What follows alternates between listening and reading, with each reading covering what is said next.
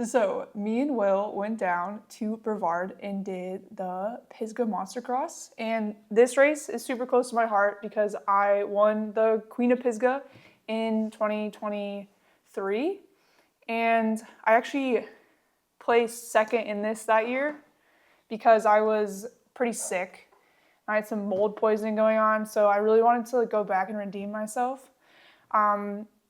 Since that time, though, there was a pretty bad hurricane that went through the area, so the course was kind of different. I wasn't really able to compare the time when I did the first round in 2023, but there were similar people there, which was pretty cool.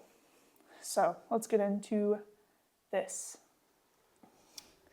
All right, it was also cool. Me and Will got to camp with my parents in Davidson Campground, so that was us going to the start.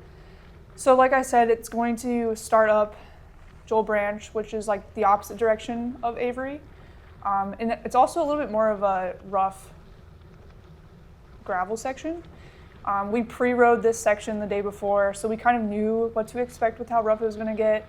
I kind of started like further back, so I was amongst more people than I would typically be if I like started in the front row, but I figured we're going up this climb, it's gonna take like over 20 minutes, so I didn't want to like gas myself right away, especially with how much climbing there was for today. So about, I don't know how far up, but before you reach the top of this first climb, you're actually going to go up this like super steep switchback single track. So I was with two people I actually got to see a couple times throughout this race. I met him after the race. He won the 60 plus category, I think.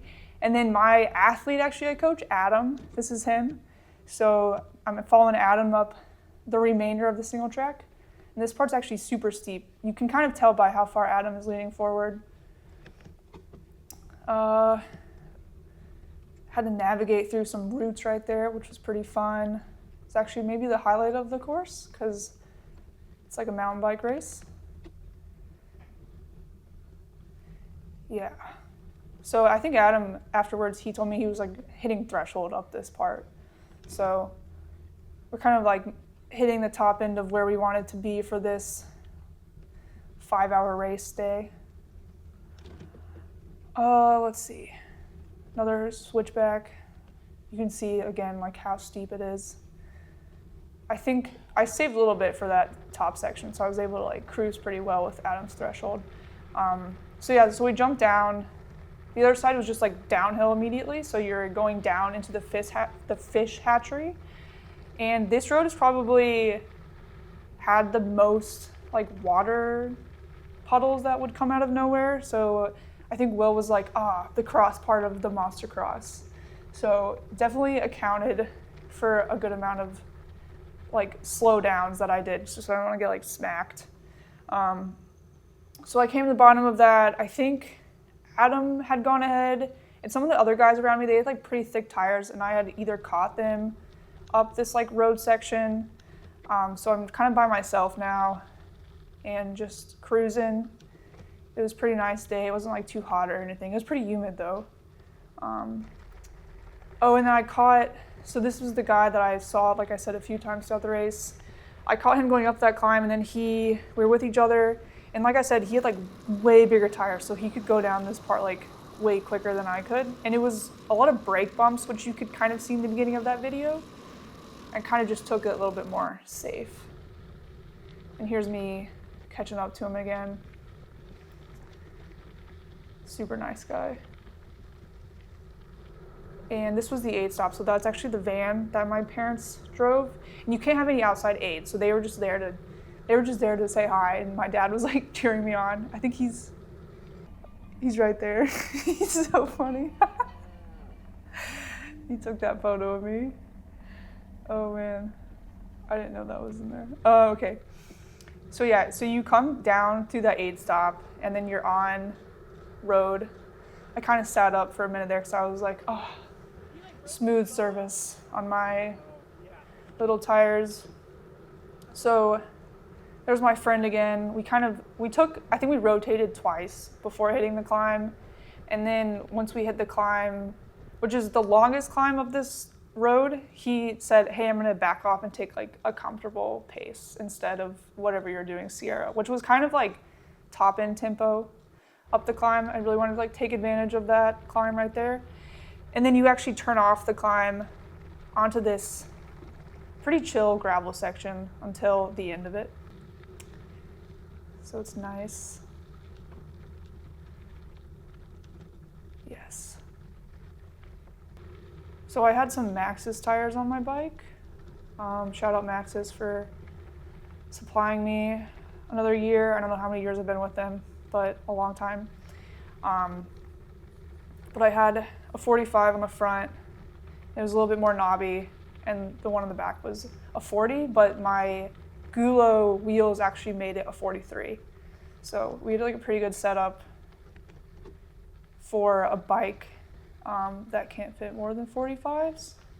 And honestly, like with the amount of road on this, which isn't like a lot, but the road sections are pretty, I guess like you want to make sure that you can like ride them pretty quick. I think like what I had made that the road sections on as like horrific for me. So yeah, this was like the top of the gravel kind of. It's kind of punchy, I guess, like after this, in this section. There's also a variety of types of gravel. So it was like kind of smooth when we first started, and now you can see it's like getting more chunky. I would say that's like progressively going to be the story here, is it's getting like more and more chunky through this section. So this is kind of the beginning of the chunk. Oh, it's so pretty there. I love Pisgah so much.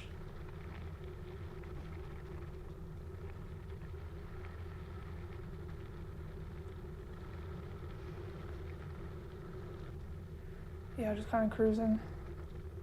I actually downed all of my gels, so I think I had probably taken already like 2 and 3 by this point. Big carbs fuel. There's some puddles. Those were kind of like the story of that first road I was telling you about. Like there was a ton of those. Not too bad there. Alone through this whole section. I don't think I saw anybody actually through this whole section at all. So, and this is going down. So this is kind of like where the chunk is reaching its max chunk until the next road. Couple mishaps here. So I definitely was having a hard time. For some reason I was like tired. Obviously I like spent a month in Europe I spent a month in Europe bikepacking, and I came back and I think I was still like trying to adjust to society. So I definitely was zoning out a few times, and so some of this is kind of me zoning out, and you can tell. Yeah, so between that last clip and this clip, there was like a road section which was uphill for the most part. I passed a few people coming into this section, so there was a couple of guys kind of around me, like behind me, and they might have eventually like passed me during this because they had bigger tires on than I did.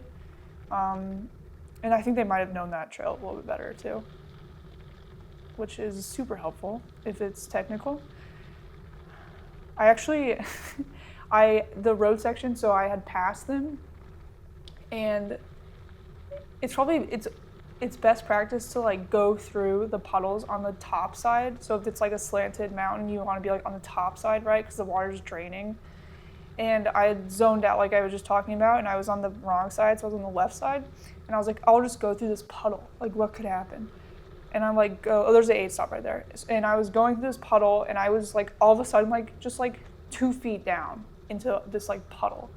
And I was just like laughing, because I was like, what was I thinking? And the 2 guys like kind of rode by me, and they like looked over at me, and I was like laughing, and I was like, that was a lot deeper than I expected. And then they were like, oh, okay, she's like laughing about it. So they like laughed with me, and they were like, yeah, you can't go in those puddles. And I was like, noted.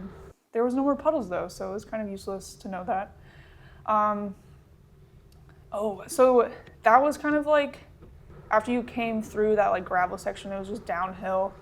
And then we went up this like super steep 14% climb. That's like, I would say it's like 0.5 miles is what I say. and I was kind of hanging out with some people that I caught on that climb, and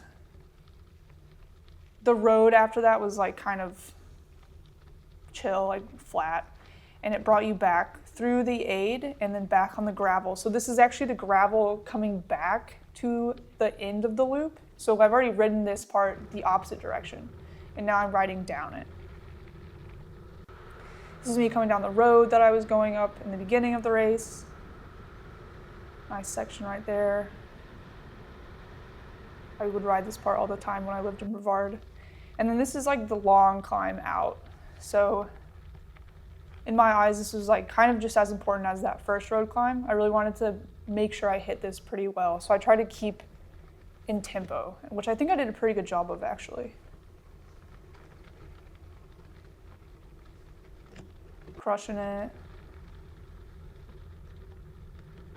Yeah, so this is the top. So you climb, climb, climb, and then you're kind of like going false flat. So you're like on, this is obviously like not what I'm about to say, but this is like down and up, but it's like the overall thing, what you're doing is you're going up slightly. And this is actually the last descent actually. So this is going down Avery. So I've already like gone up, up, up, and now I'm coming down. So yeah, this is me coming to the finish line, which is super exciting because I didn't see any women, so I assumed there's no one in front of me. And I was also told by some people that I was in the lead. So this is me finishing. That was pretty cool.